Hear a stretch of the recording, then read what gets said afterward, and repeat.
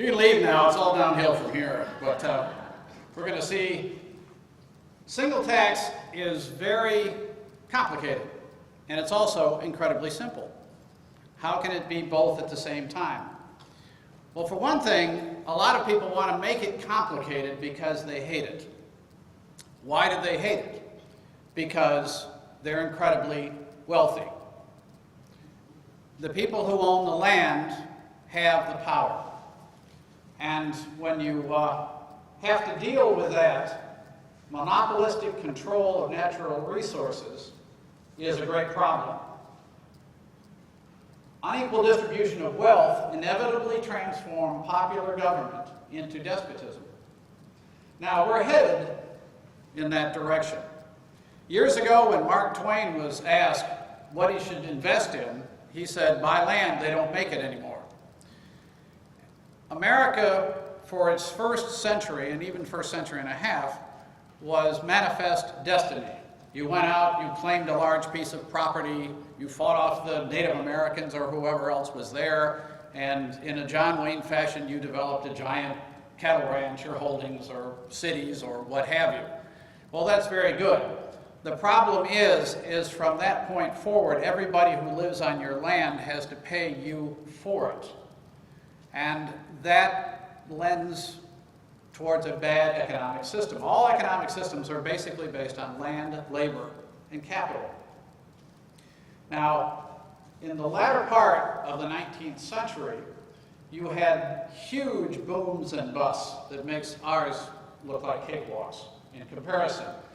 But what happened at the bottom of that is the wealthy retained all of their wealth, and it was the people who accepted the weight of the collapse and then had to pay their way out of it. And so there was a lot of revolutionary thought going on. You had socialism, you had communism, you had progress in poverty, single tax, capitalism. All of these things were just like one gigantic soup, but you still had a lot of poverty. And George wondered what happened in the face of all of this. Now let's see what happens. Here we go. There's Henry himself. Let's talk a little bit about that. He was born in Philadelphia in 1839. His father was an Episcopal minister.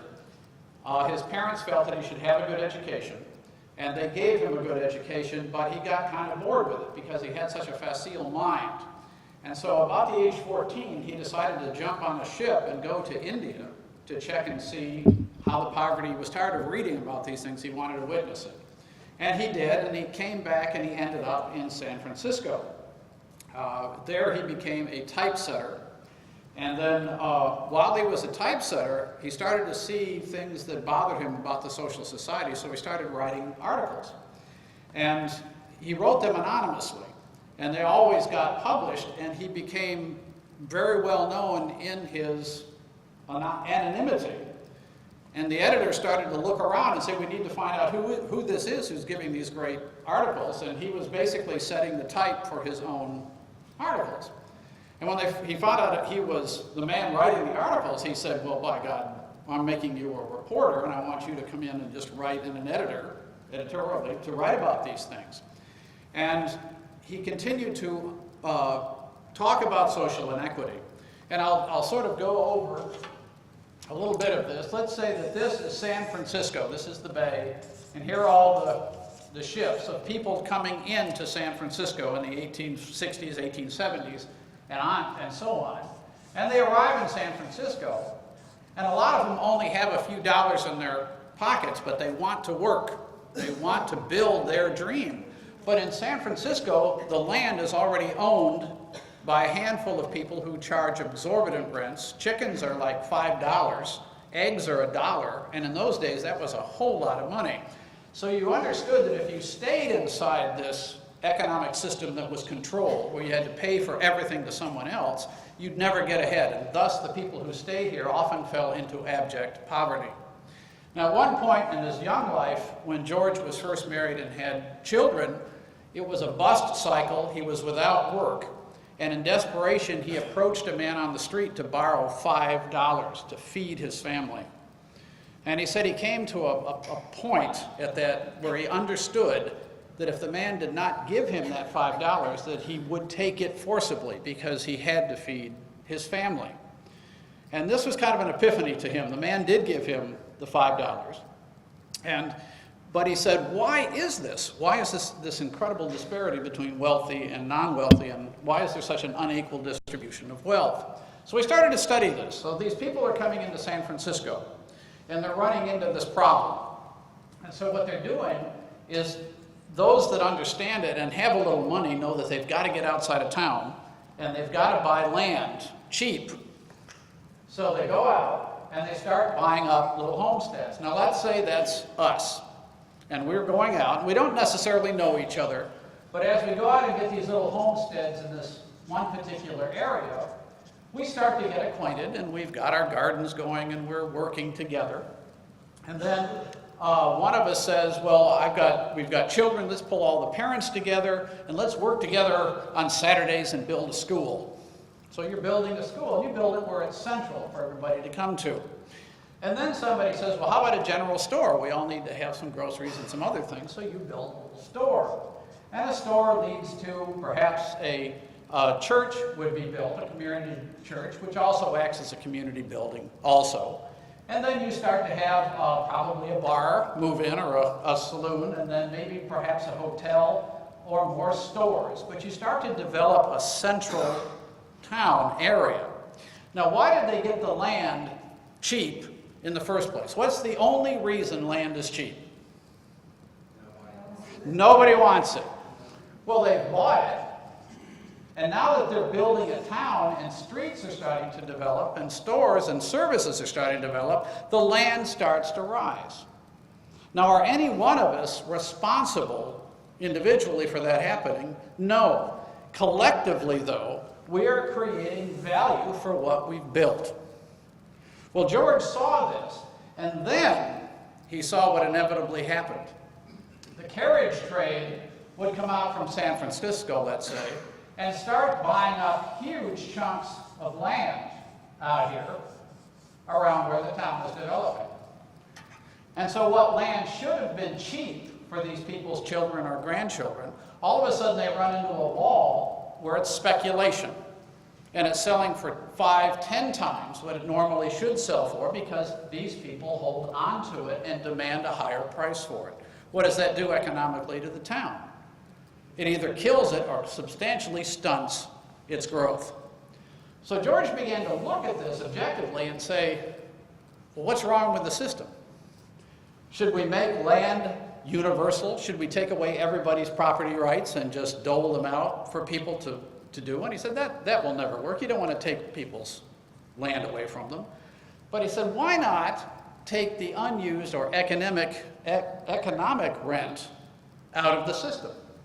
And to do that, this is really very simple.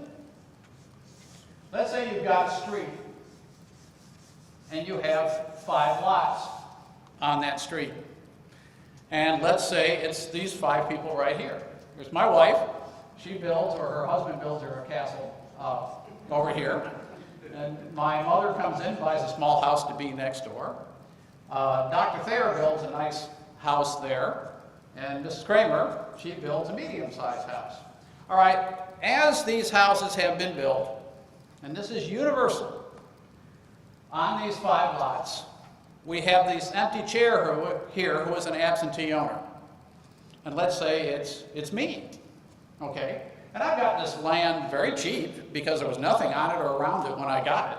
But now the city has put in a street. They have brought utilities down the street to hook up, so I have the potential of utilities. And these people, the taxes have paid for this. I haven't contributed anything because in a general system, land taxes are very low. So I'm not contributing to this, I'm speculating on it. So as these people have built these houses, all of this value adds value to me, and I'm not paying for it. Well, what George basically said is what you do is you take this, and let's say that is, these lots are $100,000 each. So you have $500,000 lots. But this house is, each one of these houses, just to make it simple, is another $200,000. So you have $300,000 in value for these 4 houses. Well, this guy's only paying taxes on $100,000, which is very small. So what, if you're going to collect from these 5 houses a year, $20,000 total in taxes, this guy's only paying about $1,000 of those taxes. The other people are paying about $5,000, because now they're being taxed not on just their land, but on what they've built on the land. George says that isn't fair, because this guy is really just sitting on the land, having it accrue, paying nothing for it, while his neighbors are having to pay for his increase. So this is the cancer of speculation. And so this is what George said. What you need to do is, if you have to collect $20,000, you collect $5,000, $4,000 from every one of these people, instead of 7 or 8 for these and 1,000 for him. And so what this person has to do is say, since the city has put in these streets and utilities and the rest of it, I either have to develop something and build my own house, or sell it, get it to somebody else who will develop that. So this, you have to take this microcosm and apply it to cities, where you have huge apartment buildings. Now let's say a huge apartment building is built with 300 apartments in it, and next to it is a vacant lot with nothing on it, different owners. Whose taxes are going to go up when this apartment building is built?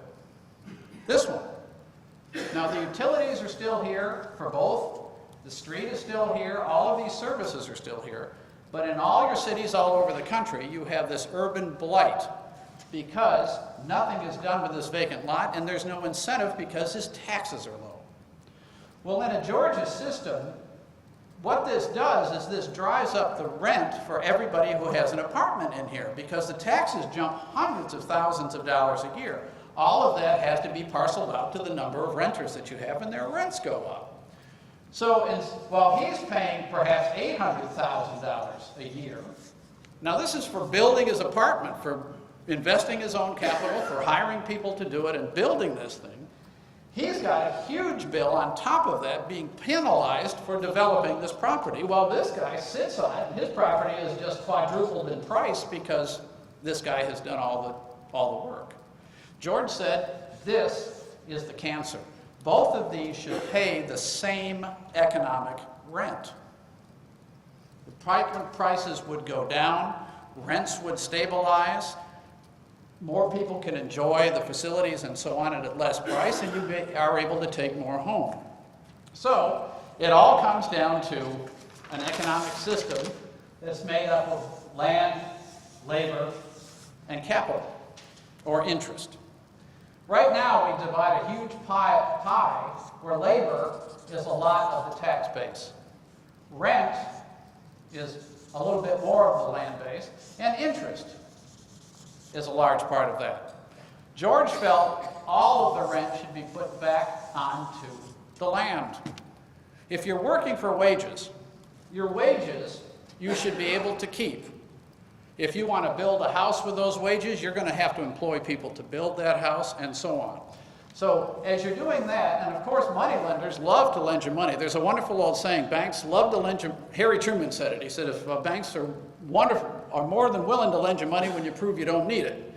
And that's the story of the people who have the money and sit on it and loan it out to us at an interest rate that with all the other taxes we do. Now, worldwide, I'm a direct descendant through my mother's family of William the Conqueror. Now, William the Conqueror changed history in England. Not for the better, necessarily. It depends on your perspective. He thought it was great, but the Saxons who were there didn't necessarily like it. Why? Because when William came in, he just basically said, England is mine. And he claimed it, all of it, every scrap of it. And then his buddies, the Norman barons, he parceled them out, these huge fiefdoms, on all over England. And their taxes, their land rents, were to pay him. But he governed everything and he owned everything. Well, what's happened over 1,000 years, and you can watch the chart on it, is the landlords who used to charge a modest rent to their serfs that worked the property, started to transfer more and more of the load onto the serfs, so that it flattened out about 70 years ago, where they basically have all of the land rents, which are exorbitant, get paid without affecting them.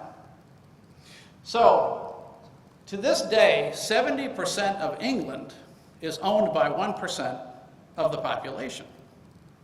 There's a huge land value tax or Georgist economic rent movement going on in England to convert to land value taxation. Why? Because it's fair.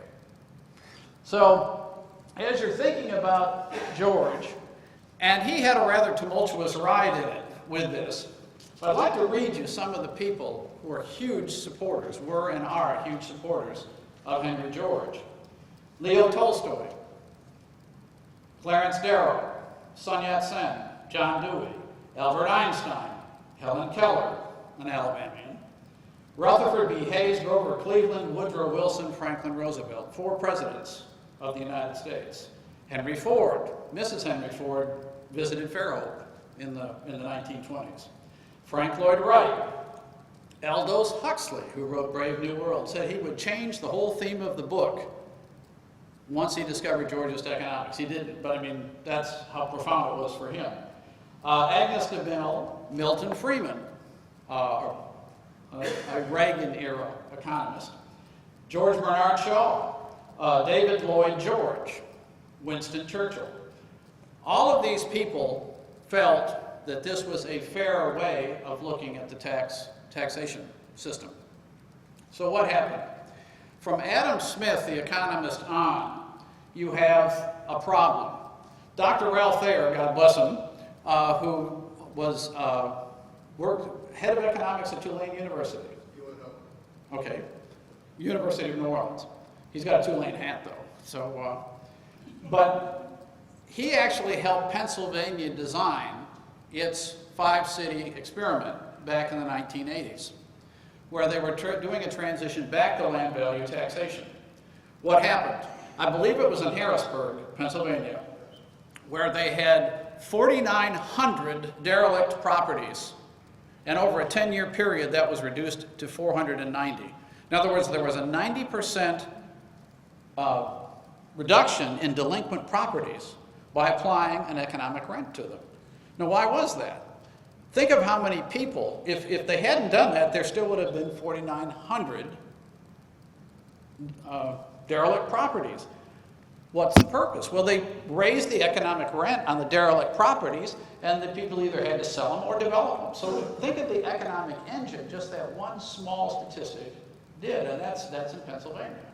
They have tried it in reverse in Proposition 13 in California, and it decimated the economic system. California was still on the verge, I think, of just about, because they were heading in the right direction, then they dropped the ball, basically, and corporations and oil companies got in on a caveat and bankrupted the state. Politicians also did what they almost always do, and that is, when times are good, they promise their employees and everybody everything, and then when times get bad, they take up so much of the working budget that they have to start making large cutbacks and all sorts of things on that. So balance is always a good thing when you're dealing with government, and we so seldom have it. I'll read you a quote by Henry George that's kind of fun on that, and it certainly applies to the present election. I'm a Bernie Sanders supporter, by the way. He was the only honest person in the race that I can see.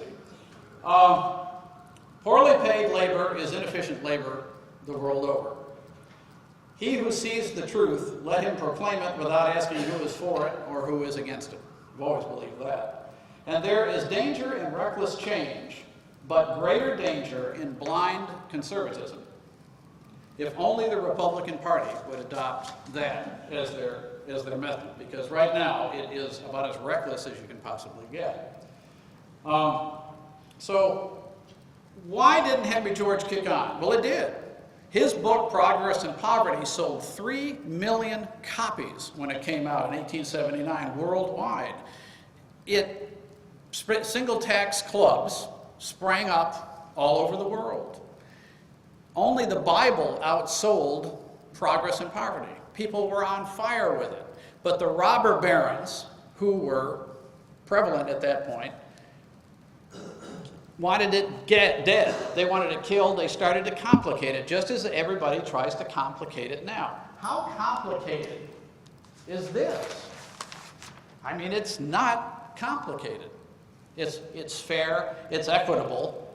As the robber barons would say, it's fair, it's equitable, I hate it. I think I started by saying that freedom produces great wealth destroys freedom. And that's what's happening to us now. The tax burden has been shifted back onto the middle class. And the middle class is slowly being eaten to pieces by that, while the wealthy are coalescing into this very thin layer of absolute, or almost trillionaires, many of them. And the disparity between the wealthy and the super wealthy has just shrunk in recent years, to where they have massive amounts of money. And with money goes power. Write that down, just in case you don't understand that. So we have a problem. Now, in Fairhope, when I came here in the early 70s, I fell in love with Fairhope. I also said at the time, I want to be the last person here. And I've heard just about everybody who's come to Fairhope since then say, I want to be the last person here. Shut the gates, leave it alone. Well, I'm glad they didn't, because many of you wouldn't be here, and this is a wonderful, eclectic, fantastic place to live. And I've always wanted to know what makes it tick. Is it the political system here in Fairhope? Is it our elected leaders?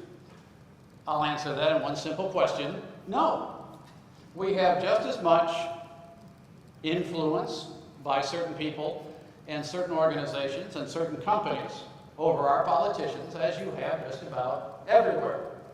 Luckily, our governor is above reproach here in the state of Alabama. But anyway, but he has interesting phone conversations, doesn't he? But with that, why is that? And I'll paraphrase this. This is just to show you. For over a quarter of a century, there has been a massive lawsuit going on in Fairhope. It's called the Dice suit. It started when basically, and I'm just going to paraphrase this, basically 2 branches of one family were competing for development. One branch had more political influence than the other. So the political influence was turned against the ability of the Dias family to develop their property. Well, they had means and they sued. And the suit continued and continued. And what it amounted to, and I saw this very early on, back in the 90s, is it amounted to the fact that we fund a political system that was bullying people who they wanted to keep from doing something. So it has grown and it grew and grew to $16.5 million when it was finally settled. Now, folks, I have to tell you, that's every one of you in here. I'd be collecting somewhere between $700 and $900 a piece from everybody in here, because you're paying for that suit. You're paying that $16.5 million. Just a few months ago, $4.5 million was written out of our utility fund to the diocese. Now, how much infrastructure did you buy for $4.5 million? We will never know, because it's gone. We were sued for fraud, the city was, because we were paying attorneys twice as much as they were legally allowed to be paid by a municipality. The mayor said the insurance company was paying for it. Well, the insurance company said, like hell we're paying for it, and sued for fraud and won. But you all don't know any of this, because the news media, increasingly owned by corporations, doesn't let you know things like this. I just want to let you know that you might as well take the $700 to $900, go outside and set fire to it, because that's all the good you're going to see. But you're end up paying the bills. But this is the danger of wealthy interests who get a hold of political favoritism. But still, when I came to Fairhope, why do we have these cars? Why is this, are the streets wide? Why do we have all this beauty? The answer, the founders who came here. We go forward to that. There's Progress and Poverty. That's the People's Party. Remember that. That's General James B. Weaver, who's also come here. All right, this is my painting. I deliberately took just about a year to develop and create this to do honor to these people who helped found Fairhope and what we stand for. One bunch of nuts attracts more nuts, and they attract even more nuts. And God bless them, and I'm one of them, and love it. And married into a family of some of the biggest nuts in Fairhope. And love, I wouldn't trade a minute of it. Well, there are maybe a few minutes, but not much of that. It was a right lively exchange. But these folks came here, 28 families, about like us. They bought the land, they wanted land nobody wanted. This land nobody wanted, called Stapleton's pasture. They came in, started to pay $5 an acre. They bought 132 acres. Collectively, these folks didn't have a lot of money, they weren't wealthy. They collectively bought this land and said, we're setting this aside forever for everyone's use.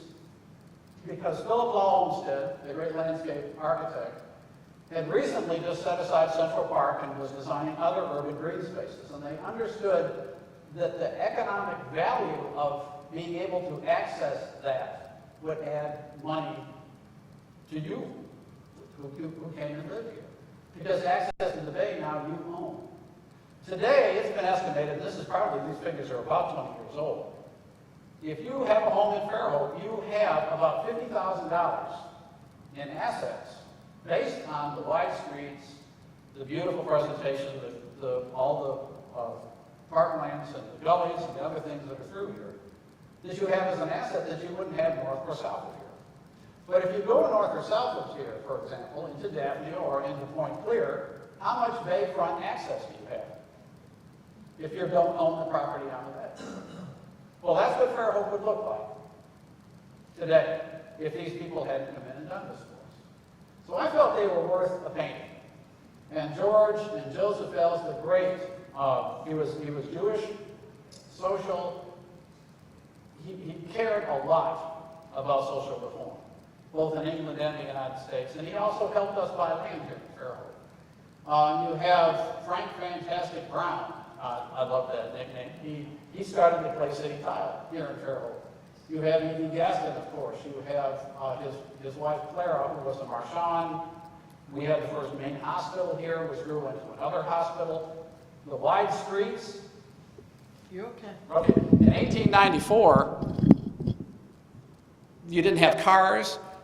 You didn't have much of anything, but they said, we got to have wide streets because we're going to be a great city.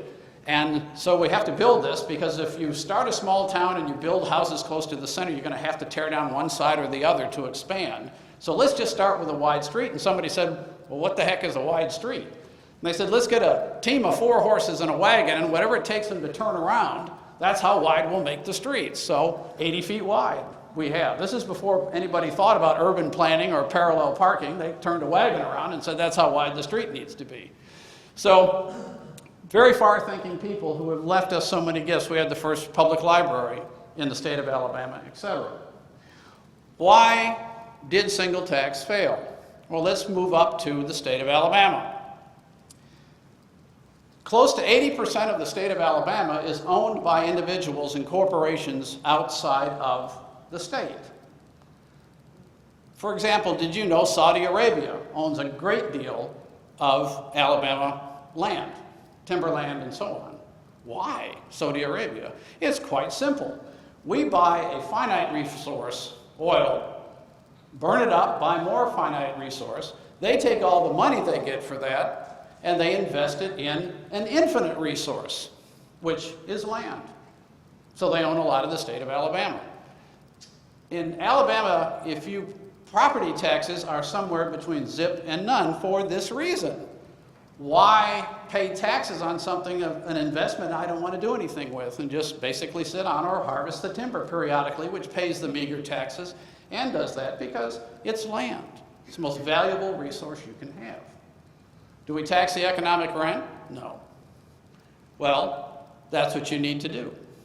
We're turning over ownership of our state to people outside who will only want to make a profit from it. There were several robber barons, and I have the list of colleges, who actually funded anti-George economic departments in universities. The University of Chicago, Columbia University, and there are several others who are deliberately out to obfuscate and destroy Georgist economics because it doesn't fit in if you're really rich with the system and the ownership. Have I missed anything on that? So with that, what's happening worldwide? Well, a lot of governments have gone to single tax. A lot of them have been buried by the wealthy opposition within the government. Denmark, for a long time, had representation in Australia, New Zealand, Taiwan, South Korea, Hong Kong, and Singapore all have incredible economies because they have a land value taxation system that makes land available to everyone in those countries. Booming economy, South Korea is the model for what an economic system should be. And so North Korea is a very good example of what an economic system should not be, total control by a few. But with that, it's time to revise it. Now I've brought in a couple of very simple, some of them, animations, and this one's only about 3 minutes. I'd like you to watch it if you would. How to become rich without lifting a finger. First, find a piece of land in the middle of nowhere. It won't be worth much, so buy it cheap. Now, if someone else was to build some roads and other infrastructure, their work has made your land more valuable. And then if some other people were to start building developments, like houses, shops and schools, your land is going to become even more valuable. Then, if the people who live there are good and hard working, and make a community that everyone wants to live in, the value of your land will go through the roof. And remember, you've made no changes to your land. All the work has been done by other people. Because if they were to go and leave it derelict, the value of the land would drop again. It's other people that make your land valuable and keep it that way.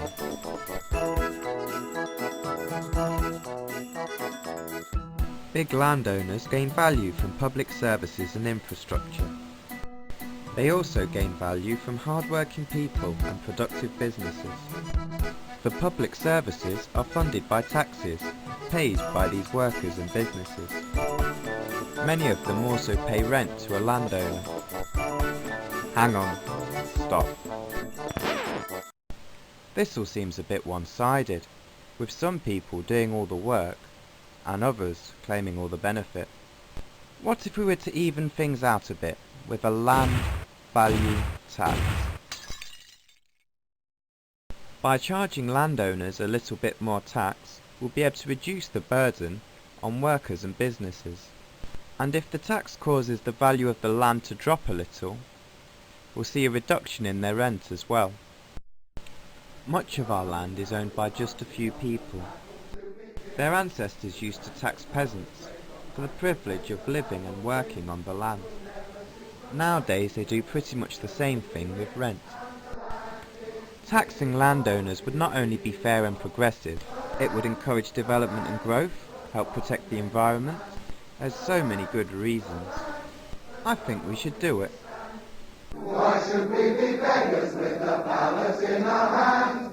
God gave the land for the people. That's a cutesy one. There's also, I have one from Earthshare Canada, where they talk about, he walks down the street and he tells you about there's a vacant lot here and the disparity between those. But I'd like to bring that back to some of our history. And though I have written a book on Fairhope with our daughter that's been very well, that's a very nice side of the history. There's some other things that I've never even told any of you about before that I find to be quite interesting. And that is, when I came to Farrell, I fell in love with the town and I wanted to find out what went on with the single tax system. My father-in-law and mother-in-law were members of the Single Tax Corporation, and my mother-in-law worked there and had lots and lots of insight and funny stories to tell about the people who were there, some of which weren't so funny.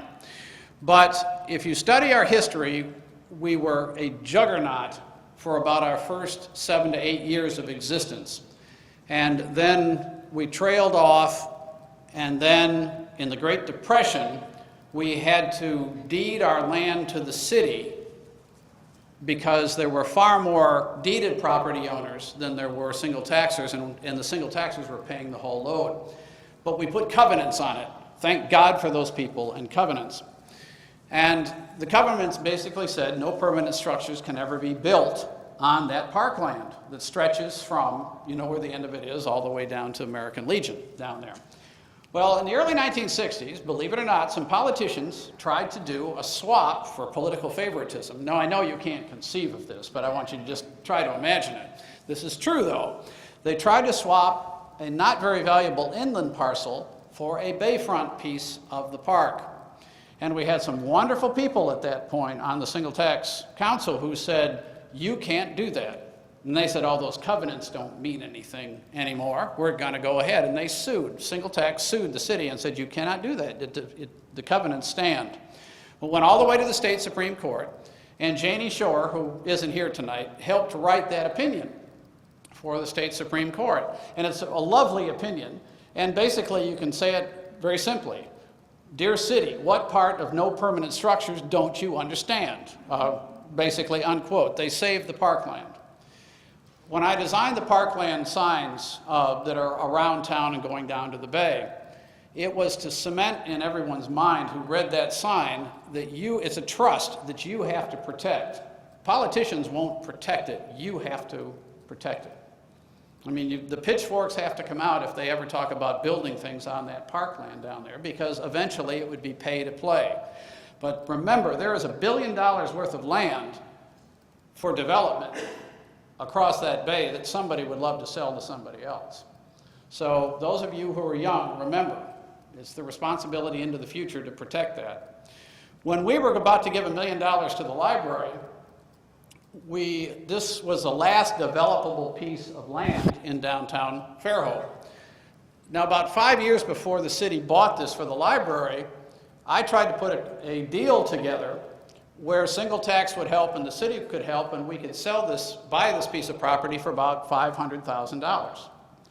Well, the politicians would not hear anything about it. But about 3 years later, they bought it for $1.2 million. Now, I was absolutely furious. That's like taking $600,000 out there and burning it in the street. But somebody, I think, probably had an advantage from doing it that way. I'm not absolutely positive. But when it came to build the library, we heard there was a secret deal to sell the back part of the land behind it. And just to make sure that didn't come true, we told the city, and I pushed very hard for this on the board, let's put a covenant on our money that we're giving, this $1 million, that we will give it only if that parcel back there is saved forever for the use of the community. It's not hard to understand, is it? We passed it. Next week, the front page of the Courier was, Mayor rejects single tax money. We're not going to let them tell us what to do. I had a few friends on the city council who then asked the mayor, why? They've been telling us what to do since the 1930s, and it saved the parkland and several other things. And all of a sudden, they backed off It was backed off from, and we have that piece of land back there. And that's the sort of thing you have to do when you're dealing in these issues. Now, I'm going to explain something about economic rent and how we deal with it. And this is a true story. Now, at single tax, we have 4,600 acres in and around Fairhope. We have 3,000 lessees. We have the same percentage of people amongst our 3,000 lessees that the regular population does. 10% a year transfers hands. That's pretty much an axiomatic figure with real estate. Okay, so back in about 10 to 11 years ago, we have what we call excess value. If you put your house on the market you're asking $100,000 for it, and the property by a certified appraiser is only worth $80,000, and you sell it, we consider that $22,000 to be an excess value. We don't do anything about it. We used to charge a pittance as a penalty, but we track it. Okay, so the aggregate of that every month when we had our meetings, and believe it or not, our meetings are not very interesting for the most part. I mean, they can go on for 2 and 3 and 4 and 5 days or hours, I forget, but they can go on a long time. I would sit there and just add up that excess value that was going on that month. And back about 2005, it added up to about $120,000 a month. Okay, tracked along like that for years. Sometimes it would go up a little bit to 130, sometimes it would drop to 110 or thereabouts, but it would track along.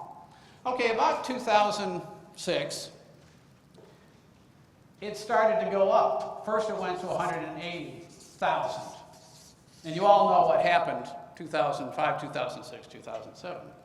So it went up to 180, then it went up to 220,000. Then it went up to 350,000. Then it climbed to 400,000. And I said, folks, we are in a boom here, which means it's going to bust. And it continued, and it continued, and it continued. Just before the bubble popped in 2007, I want somebody to give a wild guess how much it was in a single month, when just a few years earlier it was 120,000. It was $5.2 million. They just keep doing circles out there. Is that a month? In 1 month, just before the crash happened. And then kaboom. Guess what we went back to? We went back to 120,000, just about the next month. Then it dropped even lower, and for the first time in our history, it zeroed out. Unbelievable. George would have said, and he was absolutely right, that everything between this and this never existed, because it didn't exist. It was speculation. That's all it was. Has anybody here seen The Big Short? Well, if you want to get irritated, watch it. It's a great movie, but it just shows you how we are manipulated. So this money, who had to pay it back in losses? Did the rich?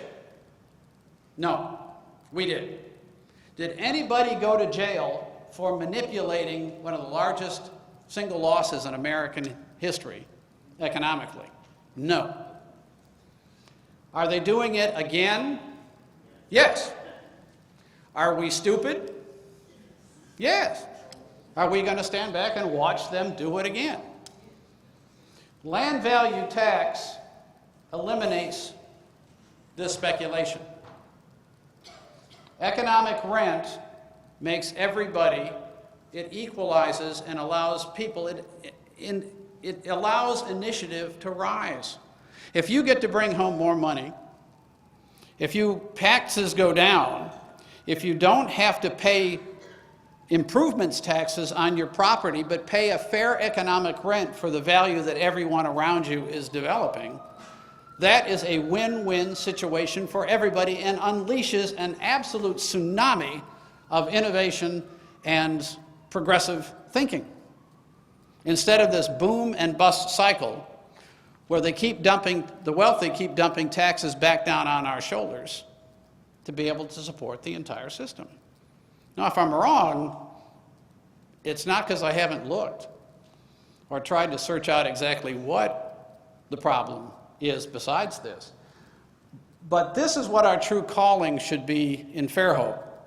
We've never been able to practice an economic rent to its fullest extent because, number one, the state won't let us. You can't just decide in Alabama to do much of anything. But you certainly cannot decide to change the tax system on that. So we have to pay improvements taxes and land taxes. If you're a single tax lessee, what we do is we break out your land tax and we break out your improvement tax, because the taxes collector does that for us. We put 0% on your improvements, because we don't believe your improvements should be taxed, but the tax collector does, so we have to do it. And then we'll put a small economic rent, somewhere between 0.002 and 0.004, on your land value. And that money is put back into the community. Now, is there much of a greater investment you can make in your community than this building? In the end, when this building was built, it was $8.5 million. $5.5 million of that came from the private sector. And $1 million of it was single tax. We were the bedrock that Hollis Wiseman used to build this library. There should be a statue 50 feet high of Hollis Wiseman out in front of this library, because he built it. We just helped contribute to it. The museum over there was one of my pet projects. There was talk after the police vacated it as a police station that they would tear it down. There was talk of tearing it down. Well, it's a very historic building. The Oswalds built that back in the 1920s, and it was our first city hall and municipal center. Fire station, police station, and the municipal government was out of that building, that first half of it. Well, they said, well, this building's rotting down. Well, I got permission to take a structural engineer up there, and we saw that it was sound as it could be. And then we restructured our CDs that we had and came up with about $750,000 in additional funds. So we decided what better thing to do than open a museum over there. So we not only fixed up the front building, we designed a second building, and then we created the park behind it. Now, the park was my baby because it took up 22 parking spaces, which are very valuable, but at the same time, God bless him, Charlie Bassett was building the Hampton Inn across the street, and he was building a public garage in there that added 189 additional parking spaces. I don't think you can have too many fountains in a town. I think they're absolutely gorgeous, and I think it adds to everybody's well-being. So the fountain was funded not by public money. We had the Pelican Project that was up in town, and I was co-chairman of the Pelican Project, and at the end of the day, in 3 hours, we raised $250,000 by auctioning off the Pelicans. That fountain and other public art is a result of that win-win-win auction. People got their Pelicans, they paid for them, we reinvested it back into artwork in the town. To me, that's Fairhope. That's what you need to do. I like very much the park. I love the trolley, the People's Railroad car that's been done, Donnie. That's nicely conceived, nicely done. Years ago, I wanted to add a rail system that was shaped like a key that went down to the bay and went around the loop and came back up into downtown, turned left on Bancroft, went to Magnolia, went back, reconnected, and went down again. Just would make a circuit. Well, it didn't work, but you can dream big. That's always the way to do it, as far as I'm concerned. But Centennial Hall was another project that we put together back in the 90s. We were coming up on our centennial, and all that was being planned was a whole bunch of big parties during the year. And I said, why do you want, parties are only remembered by the people who go to them, and they have no historical value whatsoever. Let's put together something that's going to last for another century. And that's where we started it started with a swap I talked to John Borum about. I said, John, you need classrooms, we've got some money. And also we need to move the museum from the Bell building somewhere else. And he said, well, if we kicked in $50,000, he'd kick in $50,000. He said, let me talk to Gary Branch. Gary Branch called me back and he said, how about if you kick in $250,000 and we'll kick in $250,000? And that grew to $1.2 million. Bradley Byrne was the head of the education at that point and really worked hard to find additional funding to build Centennial Hall. Well, it added almost half as many more classrooms to Faulkner. We had that beautiful auditorium in the center. It's laid out like Fairhope, where you have walk-through avenues, wide halls that get to either classrooms or the auditorium. People can meet and talk, et cetera, et cetera. So it's kind of a microcosm of Fairhope, and it's there now for a century. So that's the sort of thing, to me, that's the inspiration I've gotten from those folks in the painting, that you owe more than just living here or smelling the flowers. You need to get involved. And you need to get involved on both sides. You can't just say, I need money or I need to do this. You have to understand there are people who are going to be against you just because they have a different agenda. And it's so hard to figure out what the hidden agenda is. It's so much easier when you lay it all on the table and you can deal with it. So I've spent an awful lot of time finding out what the hidden agenda is. And then when you put that on the table when you're negotiating, it really cuts the conversation short. It gets right down to brass tacks because there's a certain reason why they call it a hidden agenda. Anybody want to write this down? It's very valuable stuff to know over time. So as this has developed, Fairhope is still a fantastic place. Haven't we been voted one of the nicest places in the galaxy to live or something like that? Which means our property taxes will go up and we'll have all that kind of stuff will happen. But that's, gee whiz, if you got to have a problem. And a lot of people say, well, you can't find a parking place downtown. There are a lot of downtowns that would kill to have that problem. Single Tax has set aside over time 7 different parking lots because we understand that as you increase your density in a downtown area, and these are folks thought this up back in the 20s and 30s and 40s, when you increase your density, you're also going to need parking in places for people to be able to park. And so we have all of these parking lots, if you know them, which are scattered around. The problem is people don't want to walk very far. But still access, in New York, it would be nothing to walk around with this access. But nonetheless, my wife's parents, mainly her father, helped start arts and crafts back in the 1950s. And it has grown to mega proportions and is one of the top 100 festivals in the United States for good reason. It's wonderful. But that's pure Fairhope. Pagan's dad wrote an article back in 1948, said we got so many great craftsmen and artists in this town. They need to showcase their stuff, set up on the streets, and let people come take a look at it.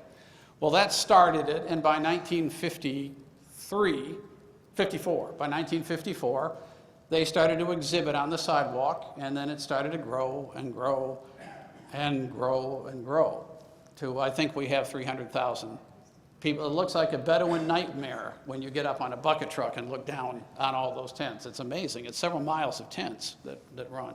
But that's Fairhope. Okay, I want to open up the last few minutes to questions anybody might have.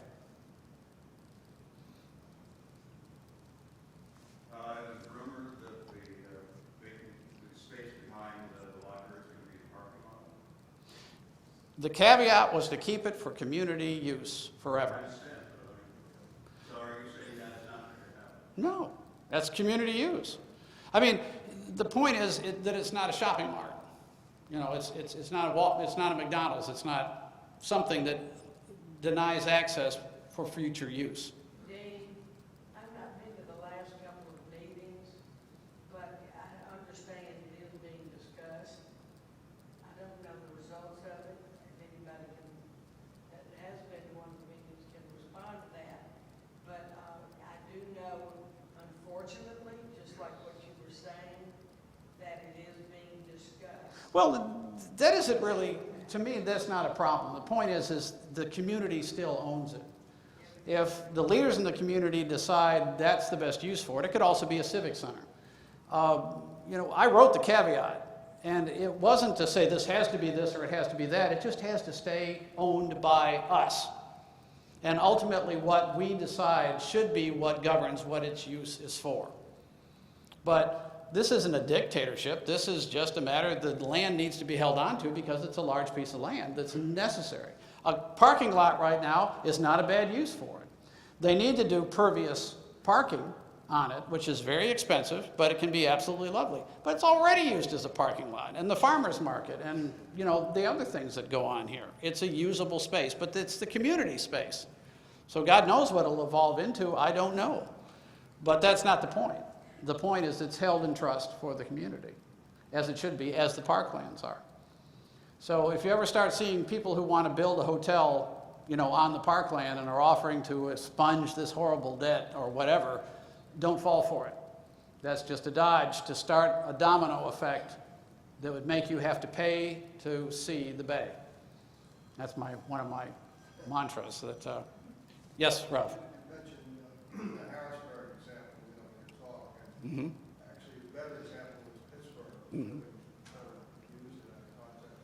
The Constitution of the state of Pennsylvania allowed some cities in Pennsylvania the right to engage what they call partial value taxation, which meant that you could tax the land higher than the improvements. And it was used a couple of times. Harrisburg was one, but one of the problems was you had a lot of land that was in a very small, constricted central business district. It was being kept out of competition. It wasn't being developed, and it was sitting there. And because the cost of holding it out of commerce was so low, there was no real incentive for anybody to develop it. So what was done was that they would develop a district to encompass some of the central business area. And within that district, the assessments were raised on land significantly. The idea was that you have to put something in place in order just to pay the taxes to the landowner. And the money that would be generated in large part, would go back into providing more improvements within the area where the land value taxation took place, which is basically what Fairhope did at the beginning, while they were going to put in roads and so forth at the same time. But the problem you have with cities, if you're putting in a metro line and you're not telling where it's going to go, but you need a new line, whoever lives along that line when you put it in, their property values go up. But their taxes don't, because the cost of this is spread out through the entire situation. Whereas their reassessment should be an economic rent that goes higher. When George wrote his book in 1879, it was following one of the biggest scandals in American history, which was the building of the railroad, which was called the Credit Mobilier scandal. Credit Mobilier was a strange name. It was a company that was set up to issue bonds, sell bonds, to build the railroad. And you build a company, you would buy the bonds knowing where the railroad was going to go. So then you would hold the land and wait until the land became available. The people who were hurt by that were people and the farmers out in the west who suddenly found that the rail line wasn't going anywhere near their place of business, and that they were actually getting pushed right out of business. And that followed that with the panic of 1873, which really was put on the map because there wasn't enough currency in circulation. People couldn't pay debts because the gold standard was keeping them from having enough money. So when you got George writing this in 1879, also remember, this book sold that many copies. The level of literacy generally in the country was extremely low at that time compared to today. And the level of economic literacy was even lower. And we didn't have access to the kind of statistics we have today. So George was writing basically impressionistically based upon his knowledge in talking to people like these free soilers and the Grange and so forth about their pain and their agony. But he didn't back it up, and his book doesn't back it up with statistics. It's basically the kind of example that Dean was showing. But it's equality. More than anything else, he was an egalitarian social reformer. And instead of turn over all the land to the public, it was, no you don't, you just tax the uncollected economic rent, and that will make it develop faster and give more incentive for development on that. Our monument down on the beach in Henry George Park, I call it the tank trap because that's what it looks like. It has land, labor, and capital on its three sides. And it talks about land, labor, and capital in each one of those respective and why we think it's important. It's worth walking around it and reading the stuff. But if you take the United States and you take the railroads, that's exactly what it's talking about. If you take Chicago and you connect it to Mobile, and you run it down here across two other railroads, and you have another railroad that's built here, another railroad that's built here, railroads are your chief part of transportation. So where does the money aggregate? This is where massive amounts of wealth were made.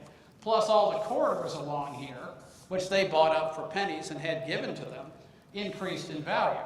This is where the Granger movement came from. Does anybody remember the Granger movement? You don't remember it, you have studied it. Nobody here is that old. But starting back in the latter part of the 19th century, all the farmers would raise beets in this area, for example. And they'd bring the beets to the railhead, and they'd take a bushel, and one year they'd say, well, we'll give you 25 cents for your beets. And the next year they'd bring them down, they'd say, we'll give you 10 cents for your bushel. And they said, it cost me 12 cents to raise the things. Well, that's all we're going to do, and we control the freight, so we do that. So Granger started to go up. They started withholding and saying, we're not going to give you any commerce. The people who consolidated the railroads, people like Farrell and so forth, they bought these small railroads that fed into the major railroads, and then they basically bankrupted them so that they controlled the entire railroad system. Classic example of relocation. Cheyenne alone thought it was going to be the western terminus of the last link of the railroad going into San Francisco. Until the day of the and took them all out to dinner a couple of times, and they ran the line down to Denver rather than through Cheyenne. What a coincidence. That's, Denver's got 6 million people now, and Cheyenne's got a couple of hundred thousand. well, and you have the same thing with airports, you have the same thing with highways, and so you've got lots of things that have made communities grow, and you have ones that have done it, and a lot of them are rigged deals. Imagine that, gee whiz. But, we're still, as far as I'm concerned, this is the greatest country in the history of the world. My father fought in World War II, Pagan's dad fought in World War II. First conquering army in the history of the world who gave back all the territory it conquered. I mean, that's amazing. At the end of World War II, we owned, I believe it was 70% of the manufacturing of the entire world was in the United States, because all of our car companies converted to making bombers and all sorts of things. We shifted that into economic engine that made us the king of the world as far as income went. So we built this huge dynasty, but it's all manipulated. Instead of unleashing potential, we're crushing. Potential's being crushed. And we're headed towards a very bad situation with this. But I still think it's a great country, and they're gonna drag me out feast first, from here, and put me in the cemetery over there, I hope. Of course, I don't know where. It'll be out of my control at that point. But anyway, the point is, it's a great country. Fairhope is a great place. I would love to see the idea of land value taxation, as it has spread throughout the world, constantly comes up against the wealthy interests in any country. So it's I've tried to explain it as best I possibly can, but I think you understand that I'm an advocate of land value taxation and the sacrifices that the people who made this place, who created Fairhope, made so we can enjoy it. And I think it's our turn to turn around and create things for our children and grandchildren to enjoy here too. And keep your eyes open, okay? That's always important. Yes, sir?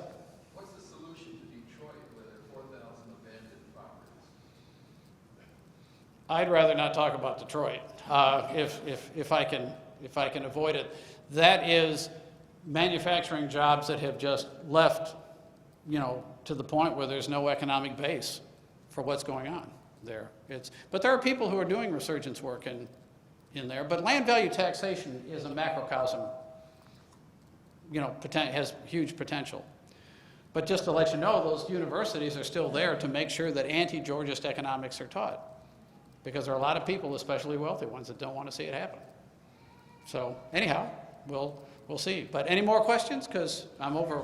The mayor of Detroit, at one point, was a former basketball player, David Payne, suggested that possibly what they should do is return parts of the land in Detroit to the agriculture. Mm-hmm. But there's so many titles and workers and so forth that are alive that I don't think it's even feasible to think about. But look what New York is doing with its abandoned subway. Oh, look what New York's doing by making parks out of its elevated trains that they've abandoned. It's a huge success. So they're just, innovation is what it needs to be done to do that. But a fair taxation system is the base of all of it. And I think this is it. So God bless you all for coming. Thank you for listening. Appreciate it.